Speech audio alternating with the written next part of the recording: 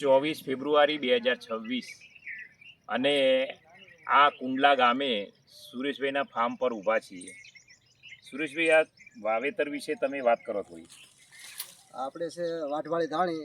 અત્યાર લગુ જે આપણે દેશી ધાણા હતા, દેશી ધાણા વાયા. હવે દેશી ઉનાળામાં ન હતા, તેના માટે આપણે વાટવાળી ધાણી છે. અને 2 થી 3 વાટ આવે. બરાબર. તો આવી રીતે ક્રમસર એક પછી એક આવી રીતે એક ચારો અત્યારે મોટો છે, પછી પાછળ નાનો છે, એવી રીતે પાછું આવી રીતે વાવતું જવાનું. આ બાજુ શું વાવ્યું છે? આ બાજુ આ આપણે કેમેરો એકદમ નીચે લાવો. આ બાજુ આપણે મેથી છે. મેથી. શું વાત છે! આ તમારે ઉનાળાની અંદર તમે મેથી આપશો અને ધાણા આપશો, મેથી, ધાણા, કોથમીર આપશો. હા. ખેડૂત ભાઈઓ, શિયાળામાં તો બધા આપી શકે, પણ ઉનાળાની ઋતુમાં આપો તમે તો ગરમી ના અડે એના માટે, કારણ કે ગરમીમાં પાક થાય નહીં, તો તમે શું કરશો? ગરમી માટે આ વર્ષે તો આવી રીતે કંતંગ નાખવાના છે ઉપર. હા, બરાબર. થોડોક છાયો કરી દેશો. બરાબર. આવતા વર્ષે મારે કંતંગની જરૂર ન પડે. આની ઉપર જો માળ લેવાનો છે.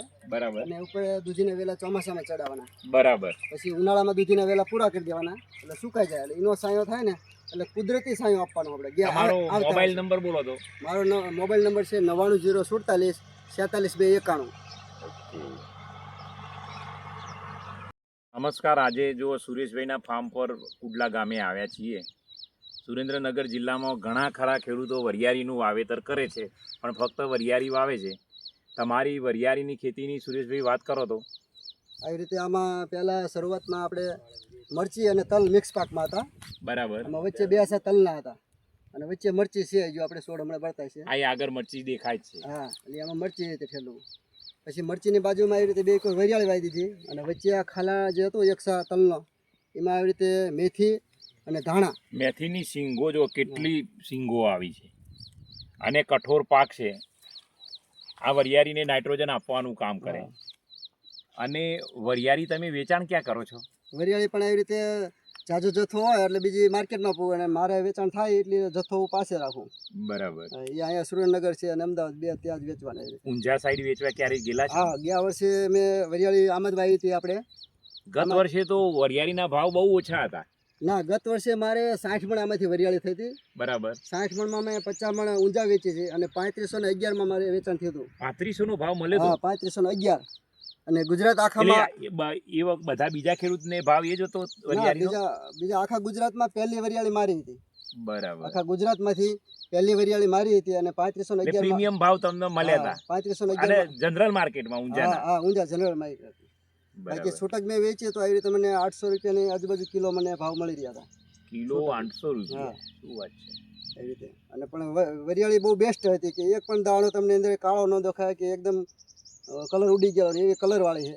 અને એવી રીતે સિસ્ટમ હોય વાઢવાની એ રીતે. પછી આ ખેડૂત મિત્રો જુઓ, સુરેન્દ્રનગરના ખેડૂતો હવે જે વરિયાળી વાવે છે, તો તમારે ખાસ ધ્યાન રાખવું કે આવી રીતે સહયોગી પાકો સાથે આપણે વરિયાળીનું વાવેતર કરીશું તો ઉત્પાદન વધારે મળશે, જમીનની ફળદ્રુપતા જળવાશે અને ગુણવત્તાવાળું ઉત્પાદન આપણને મળશે. એ સુરેશભાઈના મુખેથી તમે સાંભળ્યું. તો એકલી વરિયાળીનું વાવેતર ક્યારેય કરવું નહીં. મિત્રો, આજે આપણે ચુડા તાલુકાના કુંડલા ગામે ઊભા છીએ, અને સુરેશભાઈ, તમે ખેતીની માહિતી આપો તમારી. ખેતીમાં માહિતીમાં આપણે આ પહેલું છે સરસેવ છે, એટલે કે રાઈ. તો આની ભાજી આપણે આવી રીતે અહીંયા ભાજીનું વેચાણ થાય. રાઈ હોય, ચીલ હોય, પછી સુવાદાણા હોય, પછી આપણે લીલી ડુંગળી છે, પછી મેથી છે, પછી ધાણા છે, પછી એક મિનિટ આવે જાઓ. આ ધાણા છે. એવી રીતે ધાણા અને દૂધી મિક્સ છે. હવે ધાણા ઉપડી જાય એટલે દૂધી આપણે એમાં ચાલુ થઈ જાય છે સીધી. આ મેથી છે. આ મેથી. અને આજે મિત્રો તારીખ થઈ 24મી ફેબ્રુઆરી. તમે જુઓ, તુરિયા છે આ બધા. આ તુરિયામાં હાર્વેસ્ટિંગ ચાલુ થઈ ગયું. આમાં કટિંગ તુરિયાનું. બરાબર. આ જો પારી ઉપર પણ બધી મોગરી છે, ડુંગળી છે.